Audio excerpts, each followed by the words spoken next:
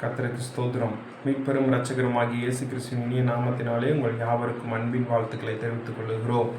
இந்த நாளிலே புனித வெள்ளி. ஆண்டவராகிய இயேசு கிறிஸ்து இந்த பூமியிலே வந்துதித்து 33 வருடங்கள் இந்த பூமியிலே வாழ்ந்து நமக்காக, நம்முடைய பாடுகளுக்காக, நம்மை மீட்டும் பொருளாக இந்த பூமியிலே வாழ்ந்து சிலுவையிலே அறையப்பட்டு 3ஆம் நாள் உயிரோடு எழுந்த இந்த புனித வெள்ளி மற்றும் ஈஸ்டர் தினத்தை நாம் நினைவு கூர்ந்து கொண்டிருக்கிறோம், அனுசரித்து கொண்டிருக்கிறோம். இந்த நாளிலே சிலுவையில் அறையப்பட்ட பொழுது ஆண்டவராகிய இயேசு கிறிஸ்து பேசின 7 வார்த்தைகளிலே இந்த நாளிலே 6வது வார்த்தையை இந்த வேளையிலே நாம் தியானிக்க இருக்கிறோம். முடிந்தது. என்ன அப்படின்னு நாம் வாசிப்போமானால் நாம் இந்த வசனத்தை நாம் வாசிக்கலாம். யோவான் எழுதின நற்செய்தி நூல் 19ஆம் அதிகாரம் 30வது வசனத்தை வாசிப்போமானால், இயேசு காடியை வாங்கின பின்பு முடிந்தது என்று சொல்லி தலையை சாய்த்து ஆவியை ஒப்பு கொடுத்தார் என்கின்ற வசனத்தை நாம் வாசிக்க முடியும். இந்த வசனத்தை நாம் வாசிக்கும் பொழுது முடிந்தது என்று சொல்லுகிறார் என்றால் ஆண்டவராகிய இயேசு கிறிஸ்து எதை முடித்தார் என்பதை நாம் அறிந்து கொள்ள வேண்டும். என்ன காரியத்தை அவர் செய்து முடிச்சிட்டாரு அப்படிங்கிற நம்ம தெரிந்து கொள்ள வேண்டும். அவரே சொல்லியிருக்கிறார். நாம் யோவான் எழுதின நற்செய்தி நூலிலே 17ஆம் அதிகாரம் 4வது வசனத்திலே இப்படியாய் சொல்லப்பட்டிருக்கிறது, பூமியிலே நான் உம்மை மகிமைப்படுத்தினேன், நான் செய்யும்படி நீர் எனக்கு நியமித்த கிரியைகளை செய்து முடித்தேன் என்று கூறுகிறார். அப்போ பிதாவானவர் இயேசு கிறிஸ்துவுக்கு கொடுக்கப்பட்ட சித்தம், அவருடைய திட்டம், அவருடைய கிரியைகளை நான் என்ன செய்ய வேண்டும் என்பதை இயேசு கிறிஸ்துவானவர் அறிந்திருந்ததினாலே, அதை செய்திருந்ததினாலே நான் முடித்தேன் என்று உறக்க சொல்லுகிறார், உறுதியாய் சொல்லுகிறார். அப்போ இந்த முடிந்தது என்கின்ற வார்த்தை நான் நிறைவேற்றி விட்டுட்டேன், இதுக்கப்புறம் என்ன முடிந்தது அப்படிங்கிறது இல்லை. இந்த முடிந்தது என்கின்ற வார்த்தை முடிவானது அல்ல, அது ஒரு தொடக்கத்தின் வார்த்தையாக இருக்கிறது. உதாரணமாக ஒரு ராஜ்யம் முடிவுக்கு வந்து விட்டது என்றால் அங்கே அதே இடத்துல இன்னொரு புதிய ராஜ்யம் துவங்குகிறது என்று அர்த்தம். ஒரு திருமண நிகழ்வுக்கு சொல்லுகிறோம், திருமண நிகழ்வை நல்லபடியாக திருமணத்தை நடத்தி முடித்து விட்டேன் அப்படின்னா முடிஞ்சிருச்சா அப்படின்னா அது முடிந்ததல்ல. அந்த திருமணமான பிள்ளைகளுக்கு ஒரு வாழ்க்கை என்கின்ற ஒரு ஆரம்பத்தை நாம் பார்க்க முடிகிறது. அப்போ இயேசுவானவர் முடிவு அப்படின்னு சொல்கிறாருன்னா, முடிந்ததுன்னு சொல்கிறாருன்னா, முடிந்தது என்பது அது முடிவு அல்ல, இன்னொரு காரியத்தின் தொடக்கமாக இருக்கிறது. அப்போது இன்னுமாக நாம் ரொம்ப ஆழ்ந்து சிந்திக்கணும்னா ஆண்டவர் சிலுவையிலே எதை செய்து முடித்தார் என்பதை நாம் தியானிக்க வேண்டும். நாம் வாசிப்போம். ஆதியாகமம் 3ஆம் அதிகாரம் 15வது வசனத்தை நாம் வாசிப்போமானால், அவர் உன் தலையை நசுக்குவார் என்கிற வார்த்தையை நாம் வாசிக்க முடியும். அப்போ இந்த பூமியிலே பிசாசானவனுடைய தலையை நசுக்குகிற காரியத்தை இயேசு கிறிஸ்து சிலுவையிலே செய்து முடித்தார்.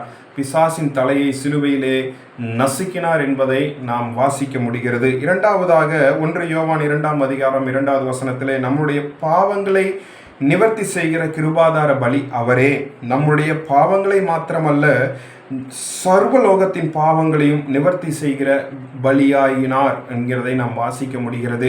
அப்போ நம்மளுடைய பாவங்களை, சர்வலோகத்தின் பாவங்களை ஆண்டவராய் இயேசு கிறிஸ்து சிலுவையிலே வெற்றி சிறந்தார், சிலுவையிலே முடித்து விட்டார், முடித்து வெற்றி சிறந்தார் என்பதை நாம் காண முடியும். அதுதான் அங்கே நடந்திருக்கிறது. மூன்றாவதாக அப்போ மத்தேயு எழுதின நற்செய்தி நூல் 27ஆம் அதிகாரம் 51வது வசனத்திலே, அப்பொழுது தேவாலயத்தின் திரைச்சீலை மேல் தொடங்கி கீழ் வரைக்கும் 2ஆக கிழிந்தது என்று வாசிக்கிறோம். என்னவென்றால் இந்த சம்பவம் பிதாவானவருக்கும் மக்களுக்கும் இருந்த, ஆண்டவருக்கும் மக்களுக்கும் இருந்த இடைவெளி ரொம்ப தூரமாக இருந்ததை ஆண்டவர் சமீபமாக்கினார், அதை முடிவுக்கு கொண்டு வந்திருக்கிறார்.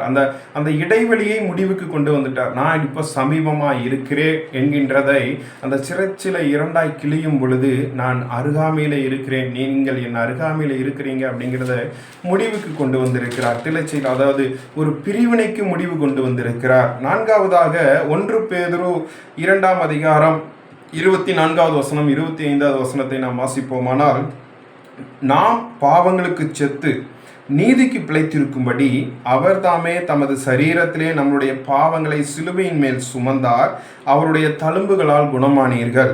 சிதறுண்ட ஆடுகளைப் போல் இருந்தீர்கள், இப்பொழுதோ உங்கள் ஆத்துமாக்களுக்கு மேய்ப்பரும் கண்காணியுமானவரிடத்தில் திருப்பப்பட்டிருக்கிறீர்கள் என்று வேத வார்த்தை சொல்லுகிறது.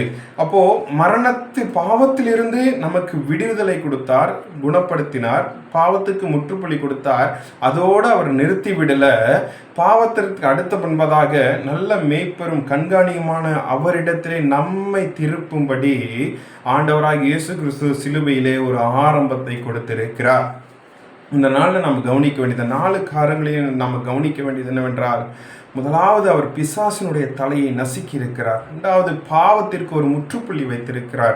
3வதாக ஆண்டவருக்கு நமக்கு இருக்கிற அந்த இடைவெளிக்கு அவர் முற்றுப்புள்ளி வைத்து நெருக்கமாய் இருக்கிறார், சமீபமாய் இருக்கிறார். 4வதாக அவரிடத்திலே திரும்பும்படி சரியான திசையை நாம் அவரை நோக்கி நகர்த்தும்படி அவர் நமக்கு மேய்ப்பெரும் கண்காணியுமாய் இருக்கிறார். அப்போ இதுவரைக்கும் நாம் ஏதோ வேறு திசைகளில் நடந்திருக்கக்கூடும்.